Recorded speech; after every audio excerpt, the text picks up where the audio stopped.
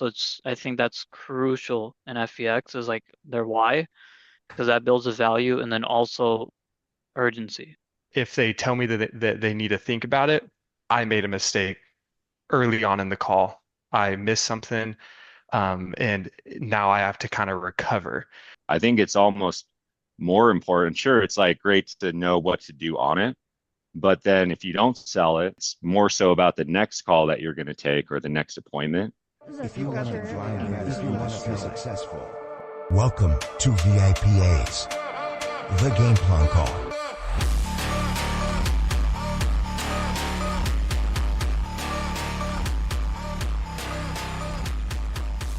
Talk about this right now. Regardless, though, so you three specifically had an insane month last month in terms of production, right? So what we want to do is that we want to highlight that, but more so give everyone a little bit of insight. It's like what it was really like, because from my understanding, you three specifically like worked together as a team to be able to, throughout the entire month to be able to hit your goals, right? And that's something that we really want to showcase here, which is like the teamwork side, and then obviously touch a little bit on the kind of leads you guys are calling, because right now you guys are all taking inbounds, if I'm not mistaken, right? Yeah. Yep. Yeah. Yep. Cool. Cool. Cool. So before we get started here, that's kind of the theme of how we want to go about this, but kind of want to give everyone a little bit of insight about your guys' experience before coming into the insurance space, how long you guys have been here, because we do have a lot of like new agents, right? People who have, never worked sales, who have never been in insurance, right? So maybe this will give them a little bit of hope. So, Aaron, how long have you been with us? What were we doing before this? Tell us a little bit about that. Yeah, I've been taking inbounds for what has it been like 2.5 months, right, Jace? Been doing like MP stuff since March. Prior to that, I was selling, home security over the phone, doing inbound calls basically with Jace, Brian, and I think those are the only two guys here that I've worked with. But yeah, it's Beautiful, kind of beautiful. same idea. So sales experience, been here for 2 months. How much you write last month? With the MPs that I did plus the inbounds, I want to say about like 36, Oh, 36, like 36 and a half or something. that's insane. That must be crazy for you coming from like where, I mean, I don't know how the door-to-door space works. I haven't heard it to be too bright, but I can imagine that's probably like life-changing income for you, trends, because you came here for a reason, right? Um, Yeah, by time that, back. It's a big yeah, one. that's huge.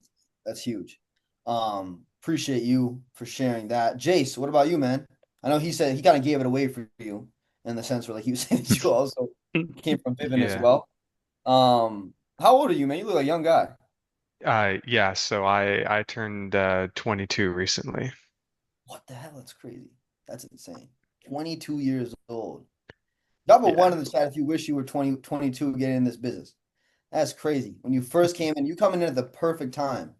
At the perfect time. I know you probably hear that all day, but tell us a little bit about your experience, how much you dropped Yeah, last for month, sure. who got you the position you're in right now, how long you've been with us, all that jazz. Yeah. I've been here since my first inbound calls, I believe, were mid-May. So I think I am about to hit my 3 month mark.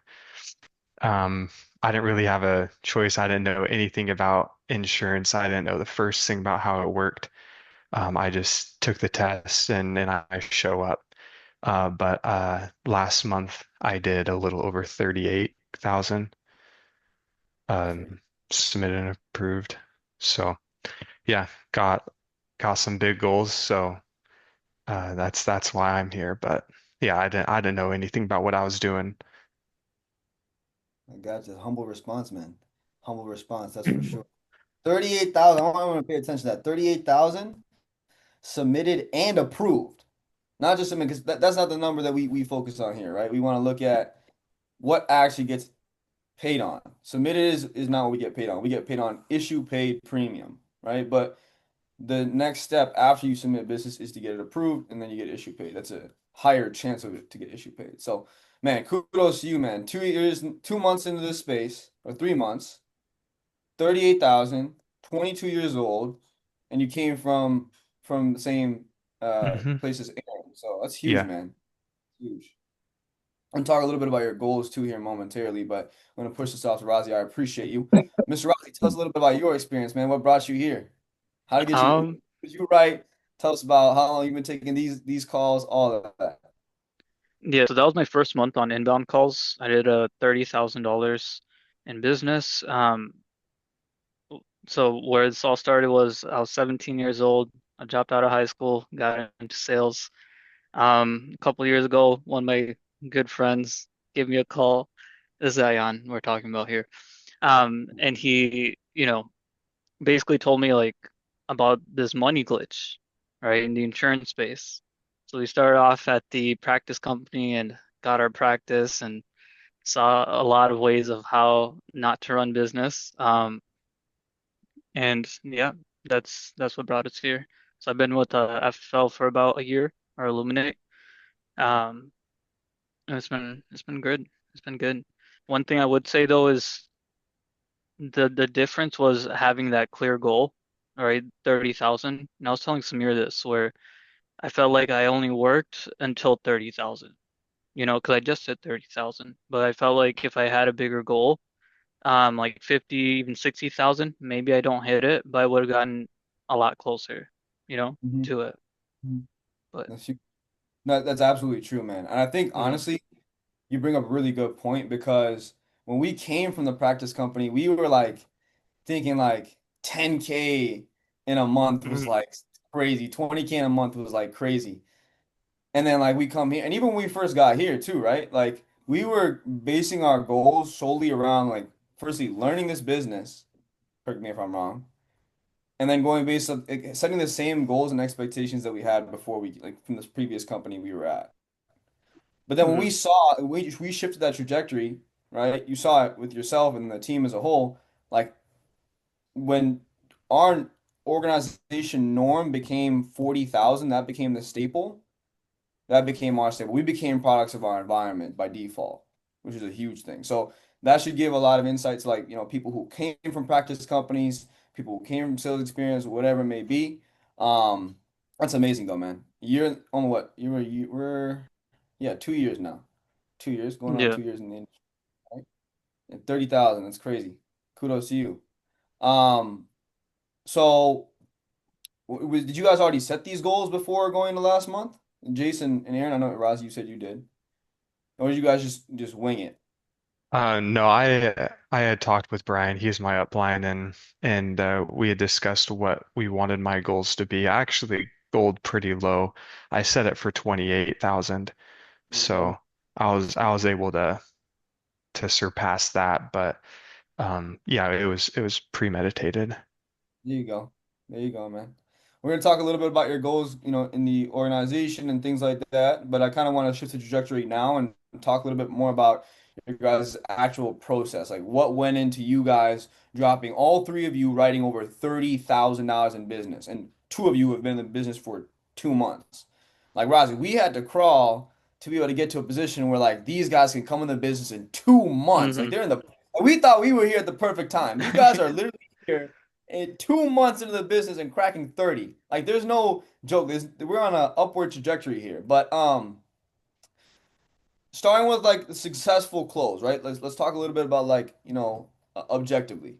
So can each of you guys like sort of describe like your individual's role in that process? And then let's discuss how you guys combined your efforts in your guys' close process. Talk a little bit about that. Would you guys say that you each have like a very similar close process or is it different? I think the close process itself is similar. I think the roles were a bit different of how we like Mhm. brought each other up, right? Hmm. Okay. Um, Huge shout out to Brian for, showing us the route because he already had a straight line um of like how to hit these inbounds and how to, because we all came in here, we all have sales experience, but we don't have a lot of experience with inbound, so we just put our egos to the side, shut up, and just listen to what Brian had to tell us. And I think that's one of the biggest things too, is like, you know, you could easily come in and say, yeah, I have 8 years of experience. Like, who is this guy? He's been here for two. I'm not saying that about Brian, obviously, but Um, but it's just important to put that to the side, learn from someone who knows what they're talking about. Just shut up, listen, and implement it, until you at least get it down. But yeah. Huge, huge. Aaron, Jace, would you guys agree with that? Is there anything you guys like to add to that? Yeah, I think just being humble. Like for me, Jason Brian, like we came from getting like just beat over the head with inbound calls every single day. So it was kind of just being because my first, I think like week and a half on the VIPA calls or whatever it was atrocious. Like it was not fun. And just kind of being able to transition into like taking whatever the inbound skills that we had over to the insurance space, which is like way softer of a close, if you ask me. I don't know if you agree with that, Jace, but Yeah. yeah, it had to give out a bit more TLC to people than I was used to, if that makes sense. I'd say that our closing processes are very, very similar because we all trained under the same script and Brian has helped us each individually. But I'd say the style within our close is a little bit different for each one of us. Mm, Sometimes me and Aaron will hop into a room and we'll go back and forth and we can like our styles are clearly different. He's a little bit better at getting the customers why and asking the right questions and things. He takes them a little bit slower, but um, mine, I feel like I try to, hit each question that I need to, but mm, then I really try to move the conversation along a little bit faster to get into the app faster. mm. But overall, yeah, closing process should be very similar between us.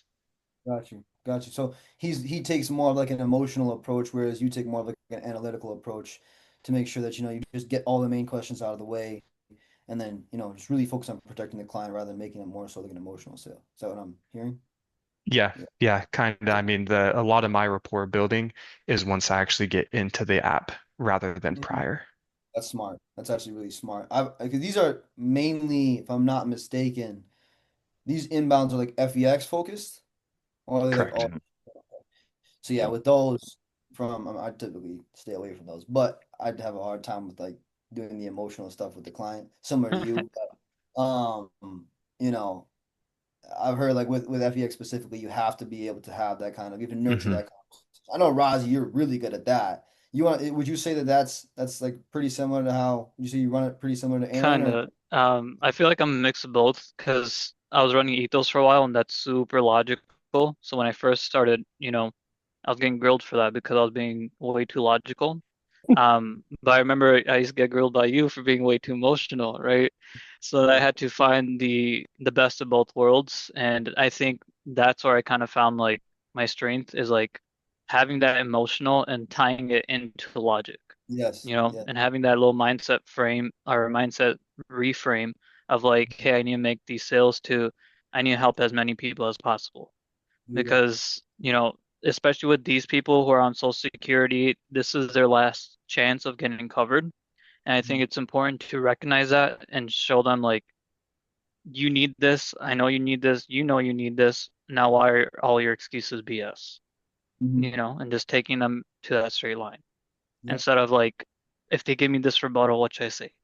Mm-hmm. It's more of like understanding where they're coming from and finding the solution for them, if that makes Mm. sense. No, absolutely. You have to, honestly, I think that statement that you just made is like something that most agents when they come into this space, it takes them at least the learning curve, right? To be able to understand the jargon, the emotions, the intricacies of like how to really communicate with each client. Because you brought up another really good point, which was, you said tying in the emotional and the logical together, and then coupling those two things together to be able to, support the client. Another thing I'd like to add to that too, let me know what you think about this, is also like the leads that you're calling. Because some like with ethos, if you're correct me if I'm wrong, I mean that's just an Hmm. experience that I if you're too emotional with those people, that demographic of folks is like they're not gonna respond well to it, you know? So like finding the kind of leads that work best for the individual based off of how they close is crucial, right? Now, again, assessing that, like it's going to take like real coaching to be able to assess like what type of closer you are. It's going to take some time for you to be able to like, move through the ropes of finding that, right? How would you describe yourself as a closer? It takes you at least 3 to 6 months to be able to figure that out, Mm. right? Um, but no, all three of you guys brought up some really good points. I'm glad that you guys shared that. Um, so honing in more on like the inbound leads, right? Like what's one method like each of you guys uses to like ensure that like none of these leads like fall through the cracks, right? So like how do you guys get through the entire sit to and prevent like let's just say someone says, "Oh, I need to think about it," because from what I've heard, like from what I've been taught at least, is that if you get through the entire conversation with the client and you pitch them numbers and they said that you need to think about it, most experienced leaders or coaches or whatever you want to call it would say that you made a great mistake, like somewhere in that conversation. So my question to you still stands is like, what kind of methods you guys using? Jace, you want to answer that? You have like any specific Yeah. method? Yeah. First off, I just want to say that being in this industry for only 2 months or 3 months does not mean I have the best insight on how this stuff works. There's people in this chat who have been here much, much longer than me or much, much better than me. But if anyone else is new and kind of wants to use us three as an example for what you can do after not really knowing much about it, then I'm happy to give information on my own perspective. But just once again, there's other people out there that do things differently and they know more than I do. But what I do and what I've been taught to do is that I agree with Ion there. If they tell me that they need to think about it, I made a mistake early on in the call. I missed something and now I have to kind of recover. So when someone tells me they have to think about it, I have to kind of bring myself back to the beginning of the call again. I have to bring up their why again. I have to suggest, well, sir, why did you call us in the first place? Like you told us you wanted to leave money behind for your kids so they don't have to cover the expenses when you're gone. Like that's something that you told me that you want to do, and I'm bringing that solution to you. So it's really just bringing up what they have initially told you. But if you didn't do a good job in the beginning of the call getting any of that information, you don't have anywhere to go. You either have to hope that they'll stay on the line with you while you ask all those questions again because you missed them, or you'll have some ammo in your back pocket from what you had already asked them earlier on. Mm. But those objections shouldn't come up if you treat the call properly. If you treat the call properly, every call feels like a laydown. It's the calls that are hard. Those are the ones that you don't actually treat properly. Those are the ones that are like, man, I felt like I sold this one really, really well, but in reality, you didn't sell it well because it was a difficult call. The only calls that you sell well are the ones that feel like laydowns. Mm-hmm. Mm-hmm. Mm-hmm. Yeah. No Yeah. doubt. No doubt. Yeah. I think it really comes down to more than objection handling, objection preventing, Mm. and it's kind of and it's great that we have scripts that already do that for us. Like for example, asking the golden question, any reason why you don't want to submit an application? I'll take out that I need to think about it because you can bring that back up. Building the value, establishing their why, and then making it simple for them to say yes, you know, because what we do is we start with two applications that are going to give them the highest chance of approval. We get through the application and on banking, we tell them the rates. All right. So now when they say, yeah, okay, that's cool. Okay, bank account, that's it. Instead of like going through the application itself after they said yeah, and now they have that time to like, that little nervousness of like, should I even be doing this? Should I not do this? But if you just put in their banking information, submit it, it's like a weight lifted off their shoulders. Um, and I learned this from Camilla. She told me that these people have been putting this off for their whole life. They've been putting this off for their whole life. They've already talked to people before. Um, they see an advertisement they might think is free, but you don't just pick up trash off the street and put it in your home, right? If you pick something up or if you inquire about something, it has some value. Even if if you would take something for free, it has some value to you, Mhm. right? So it's figuring out what that value is, bringing that out, and then pressing on that and basically showing them like, hey, this is your last time. You have to actually look for coverage because we work with all the companies. We're gonna make sure it's affordable, and they shouldn't have a reason to think about it, you know? Mhm. No doubt.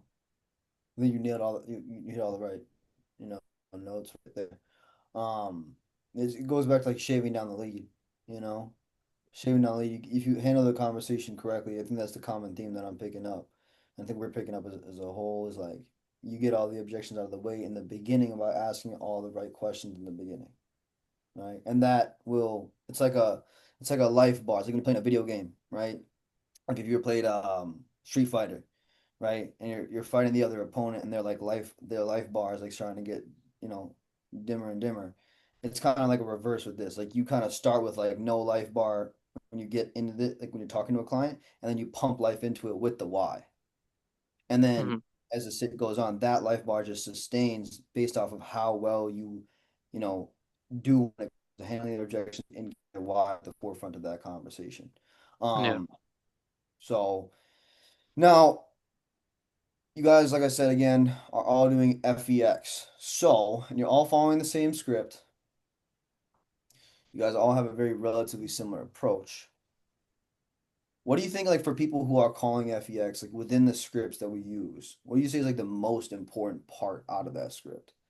Like, what do you think, like, people can, because some people, you know, like, and we see it, some people like try, even I'm not even gonna try and act like I'm not like this, because sometimes even I try and get a little bit fancy, right? And then I get fried. But, you know, some people try to deviate from the script a little bit, which is fine. But what is like a non-negotiable that you like need to establish with the client that is solely tied into that script? Does that make sense? Did I answer that question? Okay. Yeah. I think it would be value or bringing up their why. Because we Okay. have we say like, okay, we hit submit, now all the companies are going to send in their offers, and then in that meantime we try to figure out why they're looking for coverage in the first place, who they're leaving behind to, how important it is to them. So I think that's crucial in FEX is like their why, because that builds a value, and then also urgency, Mhm. you know? Because what stops them from doing it now to, a couple months down the line, couple of years down the line, is building that urgency. And we try to share a story with them, to show them how urgent it is. And, we never know what's going to happen to us. It Mhm. doesn't matter if you're 80, 60, or even 20, right? Because, I'm sure people that we know that are our age, but just never woke up, Yep. right? Yep. Like Yep. didn't do drugs, didn't drink, but just never woke up. So Mhm. it's not that the reality is like we only see the hourglass at the bottom, not at the top, and it doesn't matter how old you are. No, no, that's fire. Yeah, I'd And almost say just making sure like they understand you're on the same side of the table as them. Like you're shopping the market for them. You're going to take care of them in every aspect that you can, even after the call. Because with this type of stuff, yeah, I mean, I think it's super important to act as an advocate for these people, right? And to frame the call as that in that manner, which makes selling it like 1,000 times easier when it comes down to it. Mhm. Um, but yeah, yeah, and just I think just going off of like what you were saying about, the close part too, I just wanted to throw this in there. I think it's almost more important. Sure, it's like great to know what to do on it, but then if you don't sell it, right? Like go like if you're live or you can review a call with someone, like me and Jace, I'll ask Jace all the time if I get banked. I'm like, dude, did I like sound shady when I asked for that? Or like what exactly went wrong? Right. And it's more so about the next call that you're going to take or the next appointment where you can actually implement it. You know what I'm saying? Rather than trying to like remember it and then like beat yourself up if you can't get it done on like, one call, if that Yeah, makes sense, because there's going to be more. no Yeah. doubt. I think tying back to your question too about the script is like first learn the script, because it works, right? We never give out a script that doesn't work. First learn that script, and then for me at least, like I was following the script, but there's some things that I could see Brian saying really well, but it doesn't sit right with me. Like there's a part of the script that says, "Just remember, I got you." And for me, I could see Brian saying that, but if I try saying that to a client, I'm gonna sound, not authentic. So I had to like change it to like my style of saying the same thing. Of like, just remember, I'm here to make sure, you're all taken care of. Which is more authentic with me. So I think those little things are okay, but like changing it up completely is like, why you don't try to fix something that's not broken, right? Um, and then I kind of look at like sales as an equation, right? There's the lead equals sale, but then there's also trust, there's also likability, there's also all these different factors that you have to kind of balance out in the beginning, right? If it's trust, it could be credentials. If it's like likable, build rapport. If it's, value, find their why in the beginning. So it's like all these things lead to a sale, but you have to see what stops the sale and prevent in the beginning. Mm-hmm. Same thing with, I like that. Sorry, go ahead, continue. I'm listening. yeah, same thing with like account and routing. Because I know like Gerber offers discounts if you have an ACH draft, a couple companies do. So we let them know that, some companies do offer a discount if you're approved using your routing account with the local branch or credit union. So we figure out what banking they have early on, so we can't be like, oh, Miracle's so great. Oh, I have Chime, you know? So we kind of figure that out in the beginning, but these little things that we find out as we're going to, like, um, like the banking, if it becomes a problem and it's consistent, then find a way to prevent it in the beginning. Mm-hmm. Mm-hmm. But Would you guys be opposed to this?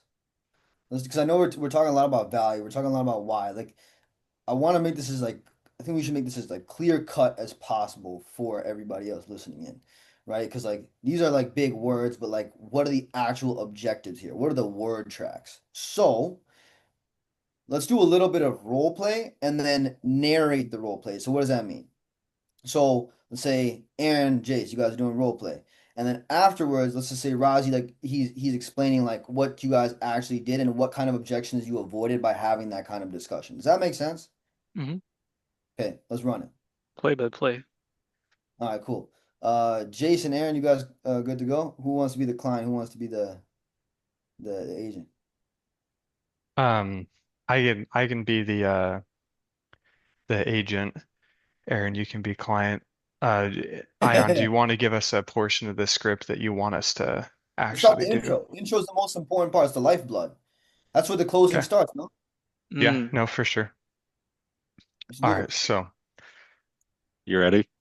yeah, every time a call comes in, I always let it ring 2 or 3 times so I can breathe a couple times to kind of ease up. Mhm.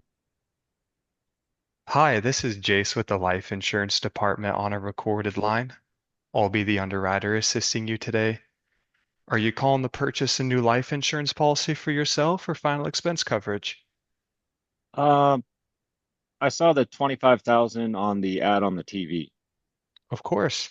Now, just so you are aware, all coverage rates, so your monthly payment is all going to be based off of age and health. So I'm just going to ask you some health questions that all the carriers need to know just in order to get you an accurate monthly price for the amount of coverage you can get. Is that okay with you? Oh, so is there this isn't free? So it wouldn't be a free benefit, but it is made to be affordable for seniors. Can I ask how old you are and what state you're calling from? Okay. I'm in Utah and I'm 68. Okay, we'll pause perfect. it right there. We'll pause it right there, otherwise there's gonna be a lot.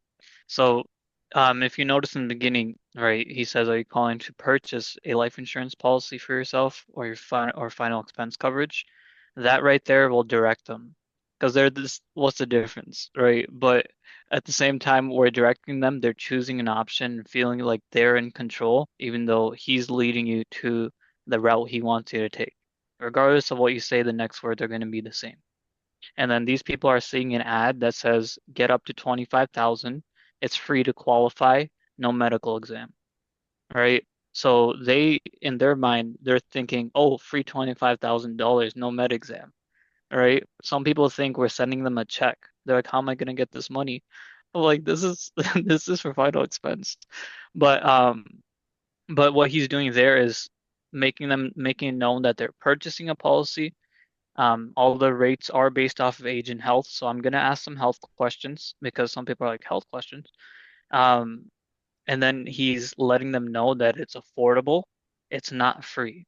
So he's taking those objections out because I know when I first started and I didn't have the script, like I would get a couple minutes in and they're like, "Wait, this isn't free," even though I told them like it's based off of age and health. I didn't specify monthly rate or like purchase a life, you know.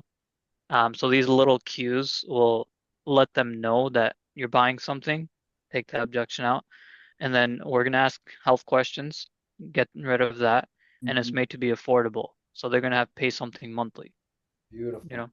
Beautiful, beautiful, beautiful. That was a grand performance. And that's absolutely, you hit it right on the head too again, man. It's like and those are the three most common objections you're gonna get on FEX, you know? hmm The three That was most half common. the intro too. Yeah, Pardon? that was And half the intro. that was half Yeah, the end. Okay. We're kind of strapped for yeah, time, otherwise I'd say let's keep going. But yeah. that's it's a big common thing that you hear too, right? Another thing when people say that like, oh, like no, like what do they say? You're gonna ask me medical questions, stuff like that. You could say like, um, no, we don't do med exams. But what the ad is trying to convey is not that the ad is trying to convey that this is for free. It's trying to convey the fact that we specialize in affordability. We specialize in working with the budget that you guys have in place to ensure that your family is protected, right? So having that like upfront conversation with them in the beginning is everything because what if they hang up or if they get you, they really aren't interested after all. Imagine if you had gotten all the way to the end of this and then they told you that they thought this was for free. My God, tragedy. That would be a tragedy. Think about how much time burned. How much time? This is a business of time, right? So get that out of the way. If someone's truly not interested, getting off the phone with them, getting to the next one, like you guys said earlier, next man up, right? Is everything. Otherwise, you're going to be, another big part about this is mentality. We were talking to one of the other agents too. It was like they were messing up with the intro, right? And then he would get all the way to the end of the sit, pitch them numbers, give them exactly what they want, and then they'd hang up on his face. Instead of like actually asking the qualifying questions in the beginning, having that like upfront conversation with them, and then getting those rebuttals out of the way that they were going to give him throughout the entire sale as a whole. Because then he starts getting discouraged. That's another big thing. You start to convince yourself that you were supposed to close that deal when that deal was never going to close in the first place, and now your morale is down for the day. So speed and then mentality is like number one thing that's gonna, obviously fuel us as agents to make sure that we can, continue to progress throughout the day, right? Because what hours are you guys working? That's another big thing I want to ask you guys. What hours 9 were to you? 7 CST. 9 to 7 CST. Beautiful. All three of you? Majority of that is all on I saw inbound Razi calls working. too. I saw Razi working on Sundays though. I didn't see you guys. You guys are Yeah, Razi probably works a already lot. up. yeah. I worked till I got my goal for the day, There you go. you know, You did. whether that's like 10 or 11 p.m., at night. But Yeah, that was crazy too. Because I remember for you specifically, you my about your goal for this last week of last month. You were how much off were you? I think like 8 grand. 8 grand, and then you worked the whole every 7 days until you hit it, right? Because for Yeah. Friday you were kind of worried about it, no? Yeah, I was worried about it because I had what, 6 days to hit 8 grand? Yep, yep, yep. Yeah. And you close on Saturday, you close on Sunday, and then you close like every day that week, which is huge, man. Yeah. You just kept going. It's huge. So, another thing too, I kind of want to talk a little about the teamwork aspect, right? Um, so like when you guys are going about this, I know like a big thing that I've heard, correct me if I'm wrong, when it comes to, you know, running these inbounds is that, the spend can, get up there and you can start to like get a little bit in your head, right? If, you are getting hung up on or whatever it may be. So like what kind of ways do you guys, like, I know you guys were all in one room. So like what kind of ways were you guys using like techniques, like motivating each other as a teammate when you guys were having a rough patch? Um, let's start there. Like, what are you guys like doing to make sure that, your guys' morale wasn't getting like crushed throughout the day and then kept you performing? Because I see just as many people come on, some people also do wean off when it comes to getting on this platform. Um, but what kind of ways did you guys like uplift each other? What were those days like? Strategy wise, make sure that you guys get back on the phones. Yeah, I Yeah. think a big thing was like mental resets, and that's Mhm. something I learned a lot because every call is completely different. And if you treat it based off the evidence you had in your previous calls, you're not going to close, right? Um, I think with all of us, we all had like different roles in a sense, which played a factor without having to even communicate it. Like we would hear Aaron's tonality and like that would make us want to do better tonality. They'd see me on like I know Aaron would see me on till like 9, 10, 11 p.m. my time. And then he's like, damn, I'm gonna get on earlier tomorrow, you know? So it's like we all had like different roles. And then just seeing like Jace be so like calm and logical, like it's like it's like, we're taking each other's energy, right? We're um not just taking each other's energy, but enhancing it. And so we had like a rule, right, in our room. If you come in our room, no negative talk, right? Because it's about creating a powerful and uplifting environment, which goes a long way because at the end of the day, we're all using each other for each other's energy, which there's nothing wrong with that, right? I think it's a beautiful thing because um, the circle you're in can either drag you down or bring you up. Um, So it's super important on, having a good environment, if not creating that environment for others, No doubt. you know?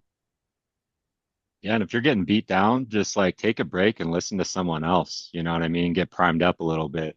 Like I don't even like taking calls until I've heard one of these guys go live or Brian, just to kind of get into that mindset and like not just come in like after brushing my teeth or whatever. You can kind of prime yourself up for the day. And if you need to kind of re-inject that as you go, like I love taking a break and just listen to these guys, close one hopefully or see that people struggle too, right? It's not the end of the world if I'm having a kind of crap day and whatnot. I mean, we're not here just to help each other in the bad days, right? We also kind of make each other better on the calls. That's why we always go live. Because if Aaron's going live or I'm going live, even if we're not like staring at our computer, listening intently to what Aaron's saying. If I can hear him in the background, I'm like, yo, did he just ask banking like that? Like, that was terrible. Like, that's something that I can mention to him after the call, when because we always ask a question after we go live. We're like, okay, is there anything I could have done better? And then I can just say, yeah, like the way you asked banking was awful, you know, or this or that, So it's important to go live and then also pay attention to your teammates, and just kind of put yourself in the customer's position and be like, okay, if because we know what the agent is doing, but as a customer, they don't know what you're doing. So if they're asking Bain in a certain way or asking for their why or any type of question, and it throws you off guard as a customer, like you need to mention that to your teammates so that way they have something to actually improve on. You can't just say, "Oh, that was a good call. Yeah, it was the customer's fault. Like you did everything right." No, you just weren't paying attention as a teammate. So there's always something that you can mention, and that's why it's important to go live. Don't rely on just your manager to be the one who's helping you. Like your whole team, like help out your teammates. Beautiful, man. It's beautiful that you guys would be able to create that within, that room specific because we see like the most amount of agents. A lot of agents on our team, like in the organization, are on these like some of them are on these inbound calls. But like looking, you can see it here every day. Like if your camera and your mic is on, like in the right side of every on the Zoom. So like in seeing that every day, like, I'm wondering how you guys are like not talking over each other and stuff like that. But the fact that you guys are still took the time, listen to each other, help each other out, no doubt in my mind that not only you guys, because you guys wrote a majority. I think there was like 152 apps that were written last month from these inbounds, and you guys wrote like a majority. I think you guys wrote like 90 or something or 95. Pardon me if I misrepresented that number, Something but like that. think it was like 30% of all the business was through us. I'm not sure. Okay. There you go, Don't know the Jace. exact numbers, but Humble Jace, man. Let's go. Let's go. Very good. yeah, we all got a little bit of pride from There that. you go. You got, bro, it's I'll be the okay, man. first to admit it. When I got You that text, I 38,000 made 2 months in the business. You I better made start talking. my wife read it, and I was like, "Damn, Smear just shouted me out. Like, I'm gonna take this." Yeah. But no, Yeah. it's not just us, right? There's other people. It is a really, really effective and good quality team that we've built, and without that, then there's no way that we could have done what we did. Yeah. Beautiful, man. Yeah. Beautiful. I Now, think go ahead. Sorry, Razi. oh, I was gonna say like for new agents who want to replicate this, I'm transitioning. So, yep. yeah, for new agents who want to replicate this, and this is gonna be the no BS part of it, right? Is having that mindset shift that no one's here to hold your hand, right? What I learned is like they put like Samir, Harold, they put a lot of work into making things easy for us. And I remember when we first started at the practice company, like everyone's like, "Oh, these leads are trash, these leads are bad." I was like, "Wait, we get leads?" You know? So it's having that mentality of like, I'm gonna get there regardless. Um, and it's just a blessing to have all these resources at hand because at the end of the day, this is your business, right? In a sense of like, and just put that in perspective, like a lot of people that come in here and expect like a lead assist. But I was, in my head, I'm like, these guys are investors. Like, we should be coming up with a plan Yeah. on how we're gonna make money back. Like, why they shouldn't fund us. Oh, I'm not more, you know? Um, it's just right. And like it's a matter of like actually working towards that. To me, like need help. I was like, okay, who's doing this? Who's doing this really well? Let me go ask them, right? And it's about like figuring it out, and no one's here to hold your hand, but you have all the resources and all the experts around you who have done this. So, like, pardon my French, but like move your ass and like find the information you need and like get it done, you know? Yeah. Move that ass. Come on. Razi, say it with your Like, chest. Say it from the bottom of your heart. Come on. That's the truth. It's the yeah, truth. it's just Like people who don't like if you haven't come from an organization where you didn't get the training, you didn't get the resources, you didn't get any of the things that are given out here like free lemonade, I swear. Like you wouldn't come to appreciate this. You wouldn't come mhm. to. But that's about to change very soon here. 'Cause everyone has equal opportunity to win, but there will be no handouts, right? Like everyone got to earn their keep around here, and we're a winning organization, that's for sure. I mean, in terms of, perfect examples. Two agents come in the business 2 months in, right? This kind of business.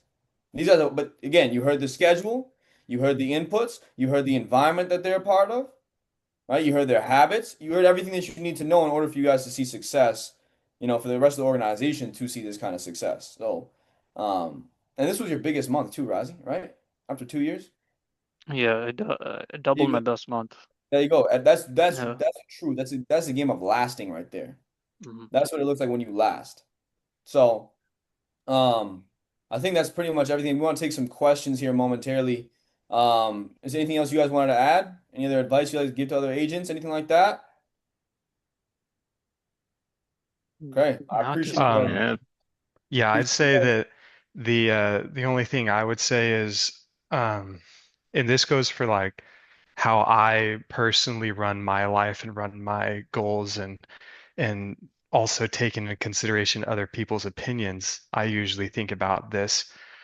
I always say that um, if you follow the path that everyone takes, you're going to end up where everyone is. So if you pay attention to the people that are where you're at or where you want to be, then just do what they did and you'll end up where they're at. But if you don't want to end up where everyone else is at, don't do what everyone else is telling you to do, you know? And that's just like life altogether. I mean, Razi, he said he dropped out of high school. I'm sure everyone told him, stay in school. Now look at you. You're into sales and you're killing it. Like, I didn't go to college. My whole family went to college. I just went into sales because I thought it'd be better for myself. So you can use that as like a whole life layout, but also in this job, it's really important to follow the people that have already done it and done it properly. Otherwise, you're just going to be shooting in the dark and it's going to be really hard. Just master the craft, right? Like this is a skill that takes practice. Like me and Jace, fortunately, and Brian, fortunately, got a head start on like inbound type of stuff. That's what we strictly did before. But it's just about taking those skills and making them sharper and learning new ones, right? As I get to do with these guys every day. So it's just about showing up and like actually taking your call seriously and knowing what you need to work on. Because if you have gaps that you're not filling, then you're not selling, then it's your own fault at that point. Yep. It's like, a lot of people have been saying don't come here to be taught, but like, come here to be like sharpened up and to, create your own life basically, So that's what this type of stuff can do, I feel like. Well, skill over will, man, every day. So you talked about, just to finish this off, you talked about right now sharpening your tools, right? You're constantly learning every day, right? And you already dropped what it was for you was 30, how much? 30,000 something? It's like about 36, yeah, with mortgage 6, protection and 38, inbounds. 30. So now, as we continue to sharpen our tools, next month, what can we expect to see? 40K out of each of you, yes? Yes? 40 Absolutely. this month. 40K. 40K Yeah, it's not enough. Not enough. Yes, now you guys are being held accountable for this 40K. Some of you will be reaching out to you shortly. Excellent. I really want to appreciate you guys so much for joining us today. I think this was super crucial, super helpful for a lot of people. We're gonna start taking questions here momentarily. Before we do, if everyone could unmute and say thank you to our guests, that would be great. Thank you. Thank you, fellas. Thank you. Thank you, guys. Thank you. Thank you, guys. And congratulations on a big month too. That's awesome. You feel the love? You feel the appreciation? I feel it. Do it.